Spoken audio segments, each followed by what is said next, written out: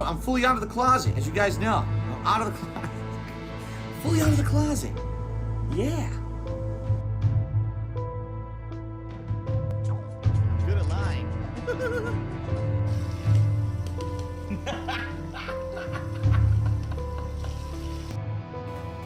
No! No! No! Good morning, agents, and welcome back to another episode of the Pig Roach Files. Today, we are going to take a look back to the Rage-a-thon of last year. It was a dumpster fire.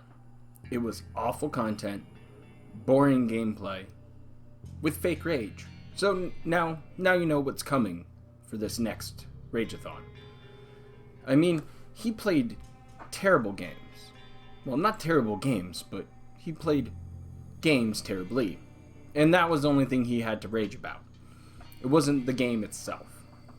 He started off with an hour-long pre-stream, and this is just a couple of clips from that. Well, alright. Hello, everybody. Hello, my friends. Hello and welcome. How's everyone doing? It is Friday, August 17th, 2018. I am Darkside Phil. I welcome you to a very special day, a very special event. Today is very special for a notable number of reasons, so let's go through them, okay?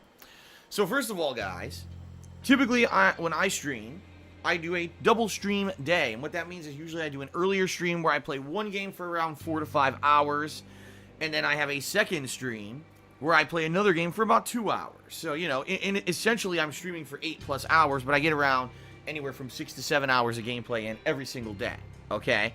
Today's a little different. Today I will not be doing, you know, 2 major streams. Instead, we're doing one event, alright? The event is called the Rage-a-thon.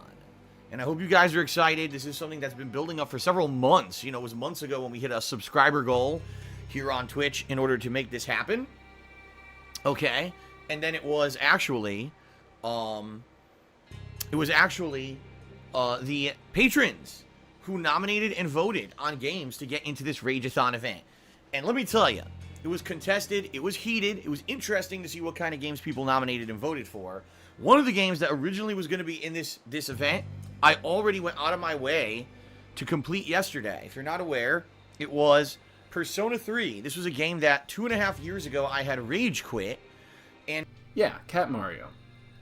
The game that Michael from Achievement Hunter played. And it's far better. His rage is actually true rage. Phil here is just, once again, hamming it up for his pay piggies. It was boring. He wasn't very good at it. And you just, come on, dudes, his way through that gameplay. And lastly, he finished it up with Scarface? Great. It was a 43-minute session. That was it. And the game was over. Schedule was up. That's another thing that you need to be aware about Phil.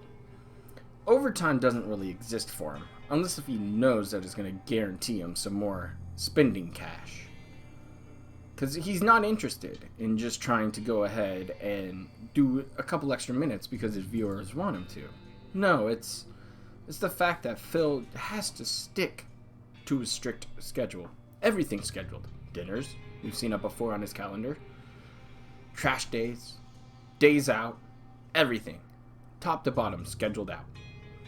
I bet he even has his underwear time with his horsemaid, soulmaid, cat, scheduled out. I'm sure he schedules out when he cleans Jasper's box as well, which only happens once a week. That poor declawed cat. That's a terrible existence. I mean, I've been keeping track of Punish Jasper over there on Twitter. And, that poor kitty. He just wants some time with his mommy, and here Phil is doing this, putting out some creepy vibes with a behind the back photo shot again of Cat. And who knows when this was taken? It could have been, 3 months ago, 4 months ago, 6 months ago. This could have been before the wedding. Nobody knows. There's no way to prove it. So, I don't know. Coming from somebody who lies about damn near everything, it's hard to believe him. There's no evidence. Like Phil said, you gotta have evidence, but, you know, that's bullshit, dude. It's debunked. So expect this Rage-a-thon, which is going to showcase some Street Fighter V, which he's going to rage quit. He's already setting it up, that he doesn't like the game, that it's a terrible game. He said he's only going to play like Ryu and just try to fireball spam to victories because he doesn't know anything else in how to play the game. He won't take the time away from his video game time to practice, to be able to perform. You know, somebody who's actually decent at fighting games like Phil should be able to only practice like 30 minutes and actually be able to pull out combos with pretty much any character. But he can't do it off schedule. No. He can't show up 30 minutes a day and practice a new character for this Rage-a-thon.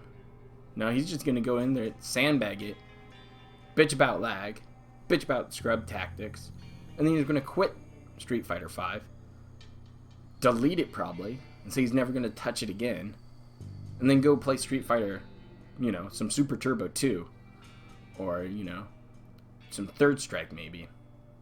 You'll be like, oh, it's just a better game. That's why he's been practicing Super Turbo. He's going to pull the old bait and switch. He's going to bitch out of Street Fighter V for his Rage-a-thon and go and play some salty Super Turbo. So, then we might get some actual rage during that marathon. Otherwise, he's going to get handheld through Morrowind. That's for sure. You know, anything else that he's going to end up playing is just going to be blah. Who cares? Just fake rage. It's going to be boring. Now let's look at this. Here is Actually's post from last year. That's the numbers. Those are the numbers from his Rage-a-thon. How awful are those? He only made like $140. That's like a typical streaming day for him. It's awful. You do a whole marathon and it falls flat like that, and then a year later you're going to do it again, and you're going to have more control over what games you actually play, and you're going to tell people that you're only going to play an hour or two of each with like 4 breaks in it. People are only going to get maybe 4 hours, 5 hours of gameplay, and that's it. That's what you normally give them on a daily stream anyways. It's 6 hours of gameplay. So what's the point of running a marathon? Just to say you did one? Again? I can't wait for these final numbers to show up after this Rage-a-thon. And then right after that, next month, we're having a 5th retrospective event where Pig Roach sits there, hand selects what he wants to watch, and it's gonna be a bore fest again. Again and again. These retrospective streams, which he's trying to live in the past with, trying to stoke the fires of his old pay piggies from YouTube, to come over here on Twitch and watch the King of Retro stare at himself and John Rambo, and then goat laugh, and then snort. I miss him. I don't have any real friends anymore. But he said some mean stuff about me, and he can't take that back. Yeah, very good, Phil. You are a professional streamer.